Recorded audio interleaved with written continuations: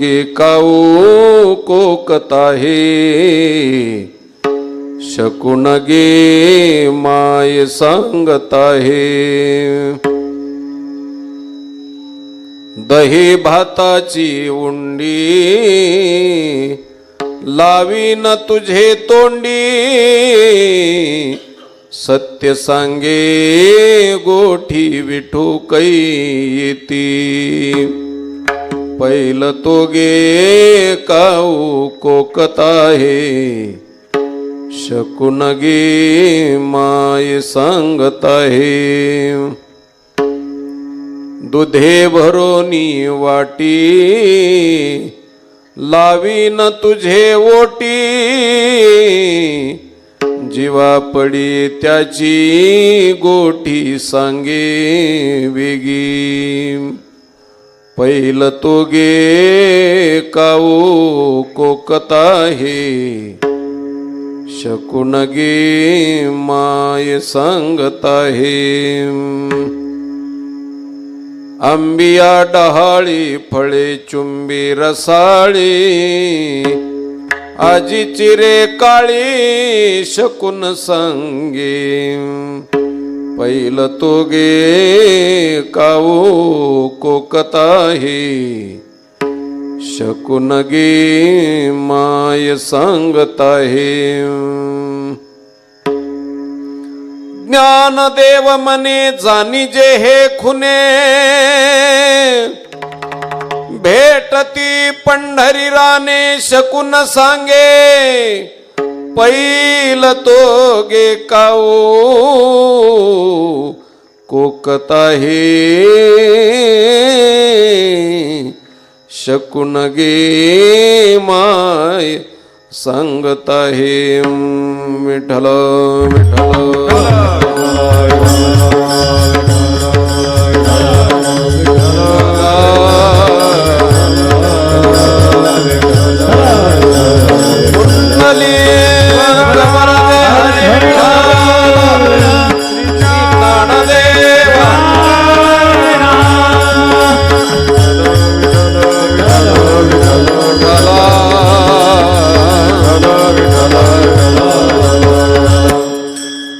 समचरण सरोजम सांद्र नीलांबुदाभम जघन निहित पानिम मंडनम मंडनानाम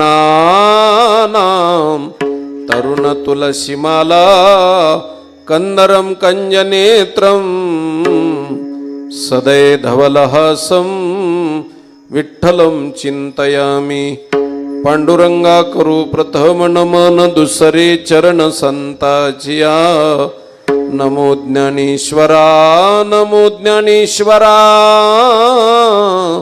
निवृत्ती उदारा सोपान देवा मुक्ताबाई नमो त्रिभुवनी पावन आद्यत्रय जननी देवाचिया पैल तो गे काऊ कोकता हे शकून गे माय सांगता हे प्रस्तुत प्राप्त प्रसंगी या अखंड हरिनाम सप्ताहाच्या कीर्तनरूपी सेवेकरता निवडलेला अभंग महाराष्ट्राची लाडके संत भगवान परमात्म्याचे अत्यंत आवडते भक्त संत श्रेष्ठ श्री ज्ञानेश्वर महाराज यांचा हा कावळ्याकडे देव मागणारा आणि देवासाठी कावळ्याकडे प्रार्थना करणारा भक्तिशास्त्रातला विरहणी नावाच्या प्रकरणातला हा अभंग आहे. विठ्ठला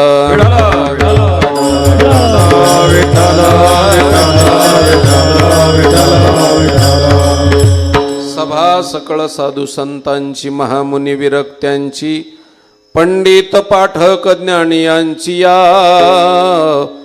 सकळा ते विनवनी करा विठ्ठल स्मरण नामरूपी अनुसंधान. सर्व माता भगिनी श्रोतृवर्ग अधिकार संपन्न टाळकरी वृंद गायक वादक सर्व गुणवान मंडळी आणि उपस्थित असलेली परमार्थातली जाणकार मंडळी, सर्वांच्या पायावरती प्रणिपात लोटांगण दंडवत घालतो. उपस्थित असलेल्या महाराज मंडळींच्या पायावरती कोटी कोटी प्रणाम करतो. त्यामध्ये आदरणीय आमचे परमपूज्य हरिभक्तीपरायण हरिभाऊ महाराज आचार्य, आदरणीय परमपूज्य विश्वनाथजी महाराज नाना, त्याच पद्धतीनं सगळी आमची ही टाळकरी मंडळी, आरो महाराज, आदरणीय परमपूज्य हरिभक्तीपरायण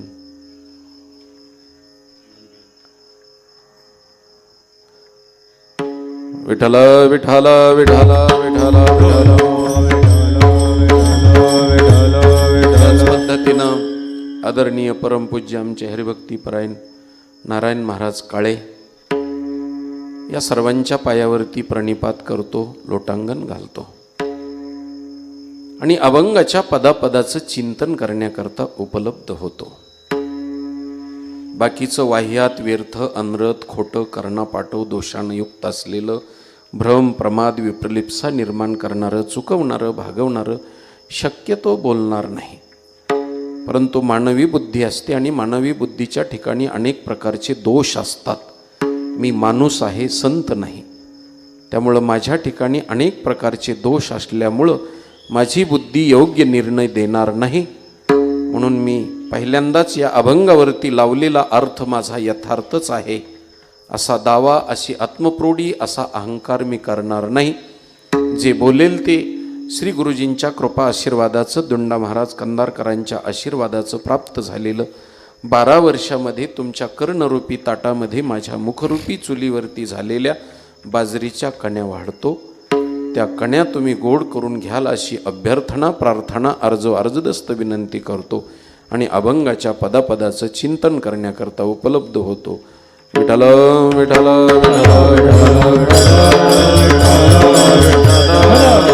हो. ज्ञानेश्वर महाराजांनी या अभंगामध्ये कावळ्याकडे देव मागितलेला आहे. पहिल्यांदा अशी शंका निर्माण होते की कावळ्याला देव मिळणच कसा? कावळा म्हणजे जगातला सगळ्यात निकृष्ट असलेला पक्षी आहे. कारण जेवढ्या त्याला उपमा द्याव्यात तेवढ्या कमी येतात. कधी कधी त्याला दिलेल्या उपमा, त्या उपमेलाच लाज वाटन की मी याच्या इतका मूर्ख नाही, आणि तुम्ही माझी उपमा कशी दिली? सगळ्यात टाकाऊ पक्षी, त्याच्याकडं माऊलीनं देव मागितला. एक तर पहिली गोष्ट अशी आहे की कावळ्याला जर देव मिळाला आणि मिळत असेल तर एवढे सप्ते घालण्याची काय गरज आहे महाराज? पायामध्ये अनवाणी काही न घालता पंढरपूरचा रस्ता चालायची काय आवश्यकता आहे? एवढा खर्च करून सामाजिक हे जीवन, पारमार्थिक जीवन सांघिक पद्धतीनं का साजरं करायचं? कावळ्याला जर देव मिळत असेल तर आम्ही अट्टहास करण्याची आवश्यकता काय? शास्त्रीय परिभाषेमध्ये अनावस्था दोष प्राप्त होईल. म्हणून कावळ्याला देव मिळणारच नाही. आणि जर देव मिळणार नसेल तर माऊली त्याच्याकडे देव कशा करता मागतात? बर, माऊली जर कावळ्याकडे देव मागतात तर माऊलीला देव मिळाला नाही का? आणि जर देव मिळाला असेल तर कावळ्याकडून डबल कशा करता मागितला? काय आवश्यकता आहे? मिळालेल्या देवाची मिळवण्याची अपेक्षा नाही. नाही मिळाला तर निवृत्तीनाथासारखे संत त्यांच्या पाठीशी असताना कावळ्याकडे मागण्याचं काय कारण आहे बाबा? नको त्याला मागू नये. जोड्याच्या बाजारामध्ये पेढे जमत नसतात, आणि जोड्याच्या बाजारात कुणी पेढे मागत असेल तर त्याला वेडे म्हणतील महाराज लोक. माऊलीनं कशा करता देव मागितला कावळ्याकडे? कावळा म्हणजे कसा आहे त्याचं पहिल्यांदा चिंतन सांगतो तुम्हाला. कावळा म्हणजे त्याची पहिली गोष्ट सांगतो, नजर चांगली नाही, की जी परमार्थाला उपयुक्त नाही. खूप बारकाव्याचं चिंतन आहे, अभंग मोठा आहे, म्हणून सगळ्या अभंगाचा अर्थ आपल्याला करता आला पाहिजे, म्हणून थोडं सरळ सरळ निघतो. कावळ्याची नजर चांगली नाही एक. दुसरी गोष्ट, कावळ्याचं खाणं चांगलं नाही दोन. कावळ्याचं चालणं चांगलं नाही तीन.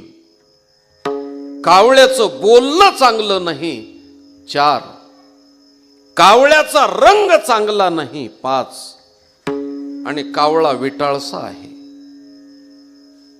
अस्पृश्य आहे. मग अशा कावळ्याला देव मिळेल कसा? कावळ्याची नजर चांगली नाही. तुम्ही त्याच्या नजरेचा जर खेळ पाहिला तर मला असं वाटतं की इतकी वाईट नजर कावळ्याची आहे की तुम्हाला रामायण सर्वांना माहिती आहे, आणि रामप्रभूचं मंदिर सानिध्यात असल्यामुळं रामायण वेगळं सांगण्याची आवश्यकता नाही. विठ्ठल विठ्ठल विठ्ठल विठ्ठल विठ्ठल. कावळ्याची नजर एवढी वाईट आहे की जगाची जगत जननी असलेल्या सीतामाईवरती वाईट नजर ठेवली महाराज. तुम्हाला शास्त्रीय सिद्धांत प्रतिपादन करतो. भिन्न यवनीमध्ये व्यवहार होत नाही, भिन्न सत्तेमध्ये व्यवहार होत नाही. कावळा हा पक्षी यवनीत आहे आणि सीता ही मानवी यवनीत आहे. दोन भिन्न यवनी आहेत. कावळ्याला स्त्रीचं आकर्षण असण्याचं कारणच काय? एखादी वेळेस सजातीय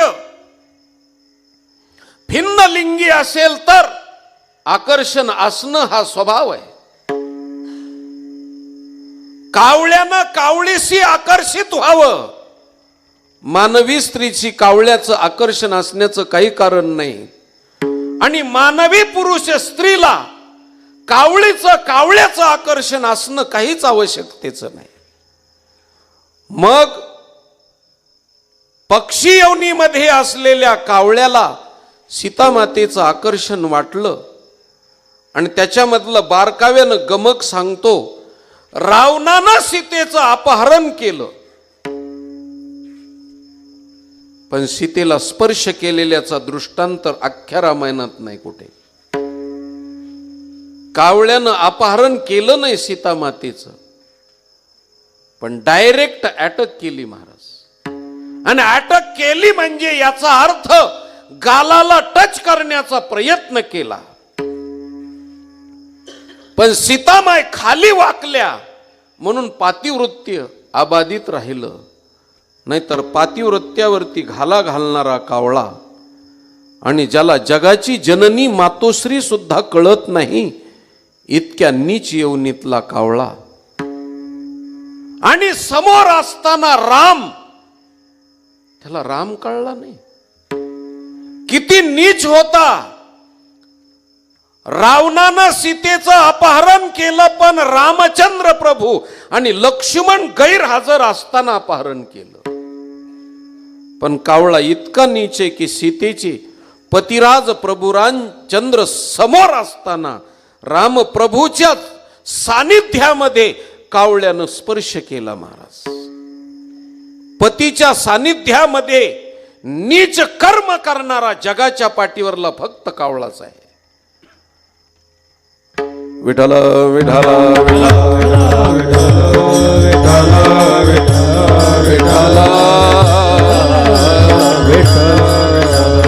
म्हणून कावळ्याची नजर चांगली नाही. हो, अजून खूप बोलता येण्यासारखं आहे मला, पण त्याच्या नजरेचा खेळ जर सांगत गेलो तर नुसत्या नजरेचाच खेळ रात्रभर चालेल. इतकी त्याची नजर आहे. एकच बुबुळ आहे पण गरगरा फिरवतो तो. हो, एकच बुबुळ पण गरगरा फिरवतो. आणि अति तीक्ष्ण नजर आहे त्याची. सूक्ष्म दर्शक यंत्रापेक्षाही सूक्ष्म आहे महाराज. म्हणून जाता जाता तुम्हाला सांगतो, मेलेल्या माणसाचं सूक्ष्म शरीर सूक्ष्मदर्शक यंत्राला सुद्धा दिसत नाही, त्यावेळेस ते कावळ्याला दिसतं. मग काही काही लोक म्हणतात की आमचा बाप कावळा कधी झाला, पिंडाला कावळ्यानं शिवल्यानंतर आमच्या वडिलाचा उद्धार कसा झाला. तसा संबंध नाही बाबा. हो, त्या पिंडावरती मंत्राच्या पुरश्चरणानं आरोहण केलेलं, स्थापित केलेलं सूक्ष्म शरीर ते पिंडाला सोडून गेलं का नाही हे पाहायचं असेल तर कावळ्यानं स्पर्श केला की समजावं सूक्ष्म शरीर ऊर्ध्व गतीला गेलं. म्हणून कावळ्याच्या स्पर्शानं पितराचा उद्धार झाला नाही. त्या ठिकाणी अनुमान प्रमाण कैमुक्तिक न्याय वापरलेला आहे. ज्या अर्थी कावळ्यानं पिंडाला शिवलं त्या अर्थी सूक्ष्म शरीराची गती प्राप्त झाली, असा अर्थ आहे. म्हणून अति सूक्ष्म नजर आहे कावळ्याची. आणि त्या कावळ्यानं सीतेवरती नजर ठेवावी आणि नीच कृत्य करावं, त्या कावळ्याकडं देव मिळणं दुरापास्त गोष्ट असताना आमच्या ज्ञानेश्वर महाराजांनी कावळ्याकडं का देव मागितला. एक. दुसरी गोष्ट सांगतो, कावळ्याचं खाणं चांगलं नाही. नजर चांगली नाही तसं कावळ्याचं खाणं चांगलं नाही. कावळ्याचे नाश्त्याचे 2 पदार्थ आहेत. ज्या गावाला सडक आहे त्या गावाला उठल्या उठल्या कावडा सडकावर असतो महाराज. सडकावर म्हणजे हॉटेलमध्ये नाही, तुम्ही समजून घेताल तसं नाही मला म्हणायचं. उठल्या उठल्या सडकावर म्हणजे रात्रभर मेलेले किडा मुंगी आहेत त्याच्यावरती ताव मारण्याकरता उठल्या उठल्या. आणि ज्या गावाला सडक नाही त्या गावाला गावाच्या कडेला असलेला पांदीसारखा खोलगट भाग असतो आणि सगळ्या गावानं मिळून सामुदायिक रित्या फुलवलेली बाग, त्या बागेमध्ये नाश्त्याला तो असतो महाराज. हो, त्याचा तिकडे नाश्ता असतो. उपमा. हो, आता त्याला उपमा देण्याची गरजच नाही. कावळ्याचे हे 2 नाश्त्याचे पदार्थ विष्ठेमध्ये चोंच घालतो नाहीतर मांसाहार करतो. मग खाण्याचे पदार्थ त्याचे त्याज्य आहेत. आता त्याला देव प्राप्तीची बुद्धी होईलच कशी. आणि मिळालेला जरी देव असला तरी तो उदार अंतःकरणानं देईलच कसा. तुम्हाला एक गोष्ट सांगतो महाराज, माणूसही मांसाहार करतो आणि कावळा बी करतो, पण मला मांसाहार माणसाने केलेल्याचा सार्थ अभिमान वाटतो. माणूस करतो ती निदान कमीत कमी कापून खातो, शिजून खातो, मोजून खातो, आहे का नाही. पण कावळा इतका नीच आहे की तो शिजवत बी नाही, मोजीत बी नाही आणि कापीत बी नाही. जिवंत जनावराच्या पाठीवर बसतो आणि तोडतो महाराज तो. मग आता त्या पशुला फार आनंद वाटत असेल का, कावळे दादा या आमच्याकडं नाश्त्याला निमंत्रण देत असेल का ते जनावर, बसा नाश्ताच करून जा. माणसाला एक मी आव्हान करतो महाराज, माणसानं मांस खाऊ नये. आता का खाऊ नये त्याची शास्त्रीय कारण खूप मोठी आहेत, पण त्याच्यातलं एकच कारण तुम्हाला सांगतो. जगामधला जसा कावळा टाकाऊ आहे तसा बोकड आहे, सगळ्यात टाकाऊ प्राणी. त्याला देवानं 3ऱ्या आठवड्यामध्ये सुरी दिली. कशा करता? असं जर तुम्ही म्हणाल तर एकच वाक्य सांगतो, माझ्या माता भगिनींची माफी मागून बोलतो. कारण बोकडाला जन्मल्या जन्मल्या 3ऱ्या तासामध्ये आईन बहीण कळत नाही महाराज. 3ऱ्या तासामध्ये आईन बहीण कळत नाही, म्हणून अशा नजरेच्या प्राण्याला देव जास्त दिवस टिकू देत नाही. म्हणून आणि त्या 3ऱ्या तासामध्ये ज्या बोकडाला आई बहीण कळत नाही, त्या बोकडाचं मांस खाणारा माणूस काय ज्ञानेश्वर महाराज होईल का महाराज? त्याला तरी नातं कळल का बाबा? म्हणून हल्लीच्या काळामध्ये जे उन्माद प्राप्त झालेला आहे समाजामध्ये, त्याचं पहिलं कारण आहे मांसाहार. म्हणून जगाच्या पाठीवरती कोणत्या धर्मानं प्रतिबंध करू नाही तर नाही करू, पण वारकरी संप्रदायात यायचं असेल तर पहिल्यांदा मांसाहार वर्ज्य असलेला प्रतिबंध केला वारकरी संप्रदायानं. म्हणजे याचा अर्थ असा की मांसाहार वर्ज्य केला तरच 12 वर्षांनी का होईना सात्विक भाव निर्माण होईल. म्हणून वारकरी संप्रदायात माळ घालायची. आता समाजामध्ये काही संप्रदाय निघाले तर काही बी खान काही बी प्या आणि आमचं भजन करा. तुम्हाला एक गोष्ट सांगतो महाराज, पातळ विष्ठा अंगावर धारण केली बकेटभर आणि म्हणला मी पवित्र झालो, हे त्याचं म्हणणं जितकं मूर्खपणाचं आहे. उदकी काल विषण मळमूत्र तो होय पवित्र कासयाने, तो होय पवित्र कासयाने. उदकी काल विषण मलमूत्र तो होय पवित्र कासयाने, तो होय पवित्र कासयाने.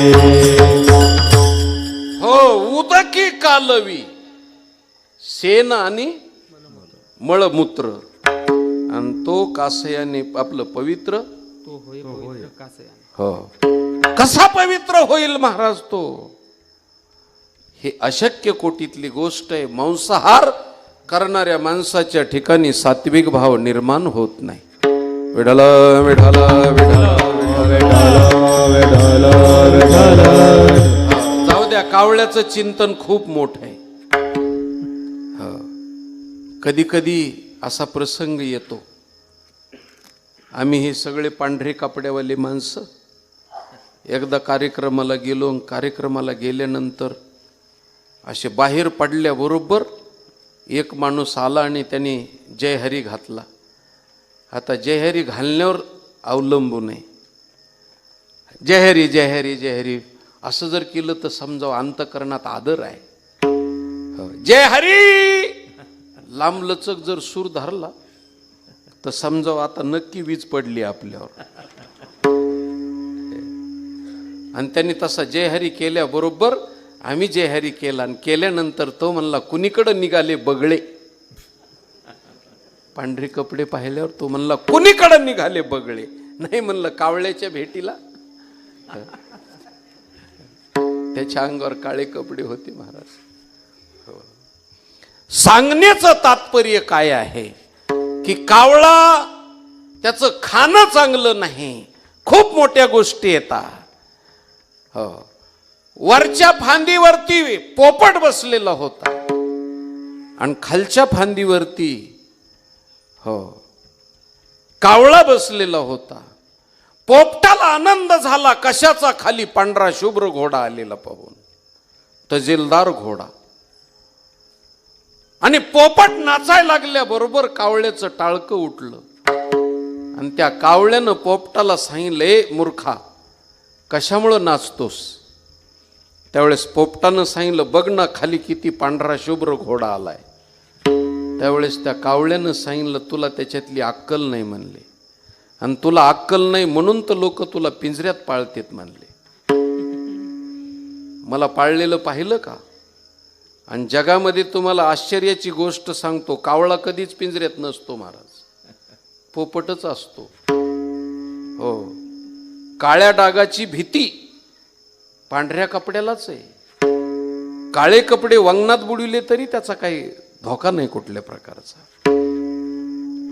नीट लाकडाला अरण्यामध्ये आणि नीट माणसाला गावामध्ये भीती असते महाराज. हे दोन्ही बी कटले जातात. वाकडं धसकट रानामध्ये आणि गावामध्ये धसकट, त्याच्या कोणी नादाला लागत नाही.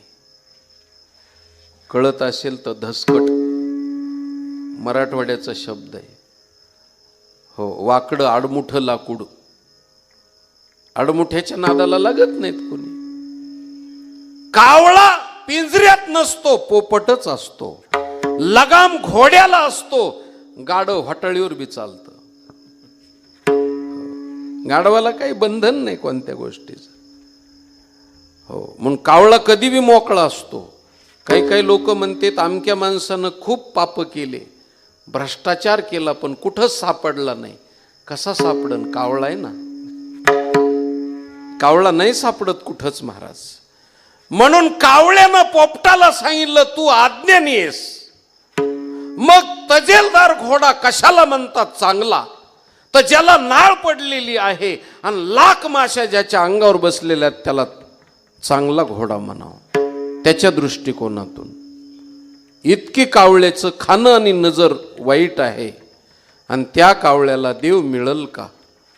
विठ्ठल विठ्ठल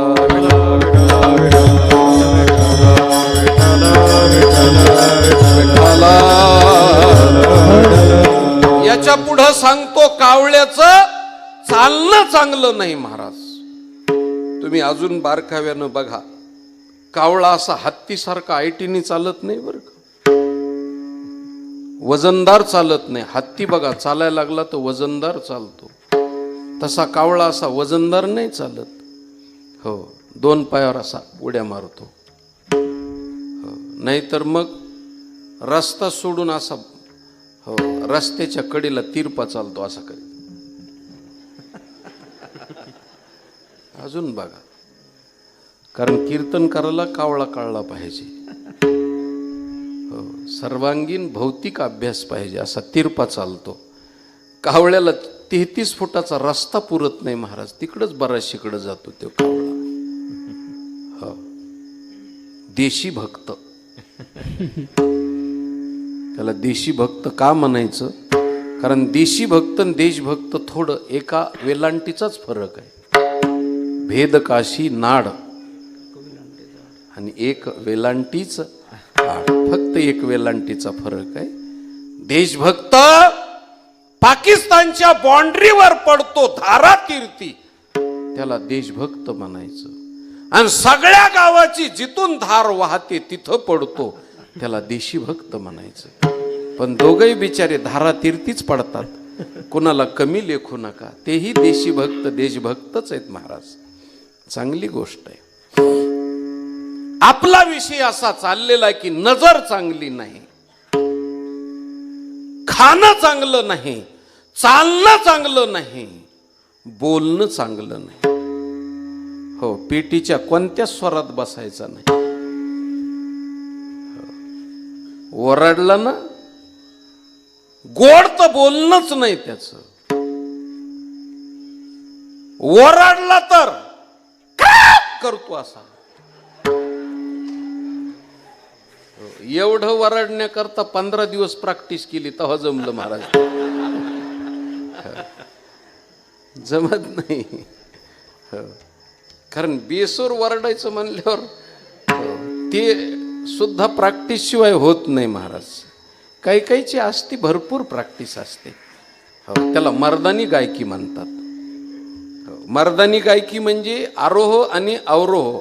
आरोह महाराजाला सांगतो, आरोह आणि अवरोह हो पूर्णपणे बेसवर, हो, त्याला मर्दानी गायकी म्हणायचं. असं असे कावळ्याचा स्वर कोणत्याच पेटीमध्ये बसणार नाही. त्याच्याच कुळातली कोकिळा महाराज सुंदर गायन करते, सुंदर. म्हणून कोकिळेची उपमा माणसाला द्यावी इतकं तिच्या कंठामध्ये स्वर आहे.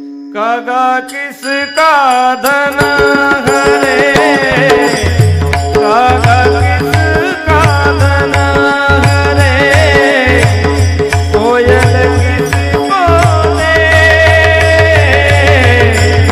कागा किसका धन हरे, कोयल किसको दे, मीठी वाली बोल के जग अपनो कर ले रे, जग अपनो कर ले. हो, महाराजांनी प्रमाण दिलं, माझ्याच पाठ नाही महाराज. असे गायक प्रमाण देणारी माणसं असले माझी. हो, काय सुरुवात आहे? कागा किसका धन हरे, कागा किसका धन हरे, कागा किसका धन हरे, कोयल किसको देत, वा वा, कोयल किसको देत, मिठी वाणी बोल. मिठी वाणी. महाराज कोकिळा कुणाला धन देत नाही आणि कावळा कुणाचं नेत नाही, पण स्वभाव आहे, रंग दोन्हीचा सारखाच आहे. पण एक चिंतन सांगतो, कोकिळेला गुणवान म्हणून मी जाता जाता एक गोष्ट सांगतो महाराज. माणूस रंगानं काळा का असेना पण गुणवान पाहिजे. गोरापाना असून खोटा उपयोगाचा नाही. हो, तसा गोरा असेल आणि गुणवान असेल तर चांगलीच गोष्ट आहे. पण गुणवान माणूस काळा असला तरी लोक त्याला प्रिय समजतात महाराज, त्याच्या गुणावरती प्रेम करतात. बाबा वाटे जना तुका म्हणे साठी गुणा, तुका म्हणे साठी गुणा, तुका म्हणे साठी गुणा. वाटे जना तुका म्हणे साठी गुणा, तुका म्हणे साठी गुणा, तुका म्हणे साठी गुणा. हो, तुका म्हणे 60 गुण प्रेम करतात लोक, गुणासाठी करतात महाराज. म्हणून कोकिळा तिच्यावरती प्रेम आहे लोकांचं, एक जाता जाता सांगून जातो. पण कोकिळा बी मर्यादाशील आहे बर का महाराज. हो, मग अशी आमच्या महाराजांनी मला प्रतिपादन केलं, फार चांगलं बोलले ते. कोकिळा बी गायन करायचं असलं तर ती फक्त वसंत ऋतूतच करते. गायती कोकिळा वसंतेसी, गायती कोकिळा वसंते, गाये कोकिळा वसंतेसी, गायती कोकिळा वसंते. विकासिनी नेघे चंद्रकळा, सूर्य विकासिनी नेघे चंद्रकळा, सूर्य विकासिनी नेघे चंद्रकळा, सूर्य विकासिनी नेघे चंद्रकळा. कोकिळा वसंतेसी, गायती कोकिळा वसंते, गायती कोकिळा वसंतेसी, गायती कोकिळा वसंते. हो, गाये ती कोकिळा वसंतेची. वसंत ऋतूमध्ये कोकिळा गाते, तिचं राज्य असतं त्या टाइमला गाते. पण ज्या टाइमला पाऊस पडतो बेडकाचं राज्य येतं महाराज, आणि बेडकं ज्यावेळेस डराव डराव करतात त्यावेळेस कोकिळा बंद करते आपला आवाज. तिला माहिती आहे की आपल्या आवाजाची परीक्षा करणारे कोणी नाहीत म्हणून बेडकाच्या राज्यामध्ये कोकिळेनं गायन करायचं नाही. हो, कारण आपल्याला समजून घेणारे लोक असले तर बोलावं महाराज, समजून घेणारे नसेल तर बोलू नये, शास्त्र आहे. म्हणून बेडकाच्या राज्यामध्ये कोकिळा गायन आपलं बंद करते आणि बेडकाला म्हणते चालू ठेव तुझं. हो, चला. कावळ्याचा आवाज चांगला नाही, कावळ्याचा रंग चांगला नाही. काळा रंग आहे महाराज, आणि काळा रंग वारकरी संप्रदायाला मान्य नाही. काळा रंग हा आपल्या घराच्या ग्रिलला पण द्यायचा नाही कधी, कारण शनीची नजर पडते. हो, म्हणून ऐका कलीचे महिमान त्याच्यामध्ये. हो, सांडोनिया शुद्ध शुभ्र निळी वस्त्रे, काळी वस्त्रे पांगुरती ऐका कलीचे महिमान. म्हणून काळा रंग कलीला आवडतो, त्याची नजर पडते. म्हणून काळा रंग ग्रिलला द्यायचा नाही, घराला रंग द्यायचा नाही. जाऊ द्या, खूप मोठा त्याच्यावरती विषय आहे. कुणी म्हणतील तुम्हाला काळा रंग आवडत नाही तर मग बुक्का कशाला लावता. बुक्क्या देऊनच विचारते लोक मला.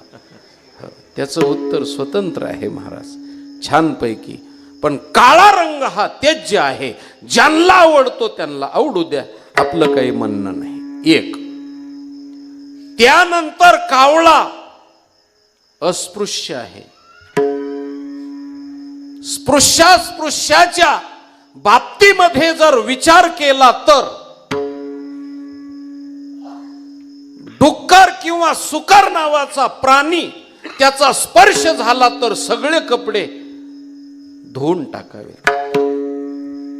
पण कावळ्याचा स्पर्श झाला तर करदोडा बी बदलावा आणि जोड्याला सुद्धा आंघोळ घालावी. कपडे तर इतका कावळा विटाळसा आहे. आता इतक्या निकृष्ट कावळ्याला देव मिळल का? आणि माझ्या माऊलीनं तर त्याच्याकडं प्रार्थना केली, आणि ती बी अशी प्रार्थना केली महाराज की ती प्रार्थना हृदयाला भिडल अशी कळवळून प्रार्थना केली. अभंगाचं पहिलं तो गे काऊ पोकतारे, पहिलं तो गे काऊ पोकतारे, पहिलं तो गे काऊ पोकतारे, पहिलं तो गे काऊ पोकतारे, पहिलं तो गे काऊ पोकतारे, पहिलं तो गे काऊ पोकतारे, पहिलं तो गे काऊ पोकतारे, पहिलं तो गे काऊ पोकतारे. शकून गे माये सांगतारे, शकून गे माये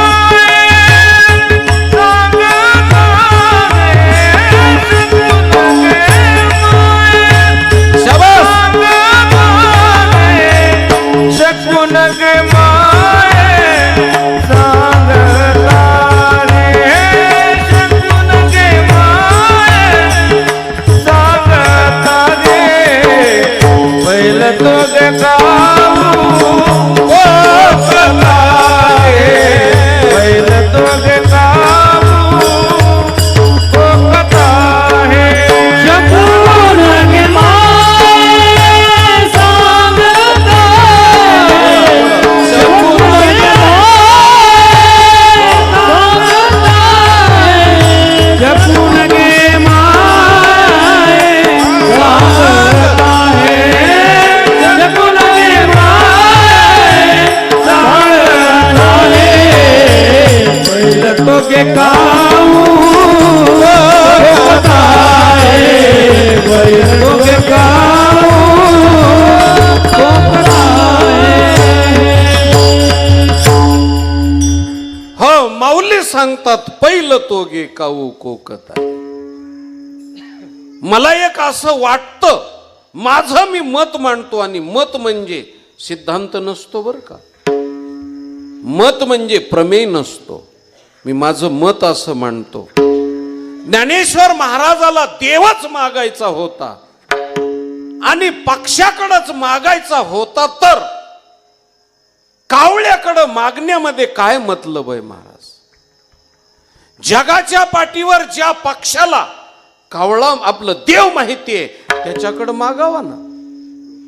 पक्षाला म्हणजे पक्षी म्हणतो बरं का मी, नाही तर तुम्ही पक्षाला म्हणल्यानंतर वेगळाच भ्रम निर्माण होईल. कारण बाकीच्या पक्षाला देव माहीत नसतो, देव घेव माहीत असतो, म्हणून त्यांचा विषय नाही. पक्षी, हो पक्षी, कोणत्या पक्षाला कावळ्याला देव माहिती आहे का नाही हे मला माहित नाही, पण आमच्या तुकोबारायनं ज्या पक्षाला देव माहिती होता त्यालाच मागितला, आणि मागितला तर मिळाला महाराज. हो, ज्या पक्षाला देव माहिती होता त्यालाच मिळाला. तुकोबारायने दुसरीकडे कुठंच फिराफिरी केली नाही. ज्ञानोबाराय कावळ्याकडं मागतात आणि तुकोबाराय कुठं मागतात? गरुडाचे पायी, गरुडाचे पायी, गरुडाचे पायी, गरुडाचे पायी, देवी वेळो वेळा डोई, देवी वेळो वेळा डोई, वेळो वेळा डोई, ठेवी वेळो वेळा डोई, ठेवी वेळो वेळा डोई, ठेवी वेळो वेळा डोई. करुणाचे पायी, वा वा, देवी वेळो वेळा डोई, देवी वेळो वेळा डोई, देवी वेळो वेळा डोई. गरुडाचे पायी, देवी वेळो वेळा डोई, देवी वेळो वेळा डोई, देवी वेळो वेळा डोई. हो गरुडाचे पायी, ठेवी वेळोवेळा डोई. हो वेगी आणावा तो हरी, मज दिना ते उद्धरी. हो गरुड येतो फडत खारी, नाभी नाभी म्हणे तुरे. हो खूप प्रमाण आहेत महाराज. हो पितांबर शेला कैसा, गगनी झळकला. हो गरुडावरी बैसोनी माझा, कैवारी आला. जगद्गुरु तुकोबारायला गरुडानं देव दिला. गरुडाकडे मागायचा होता ना ज्ञानोबारायनं. बरं पुढं चलतो.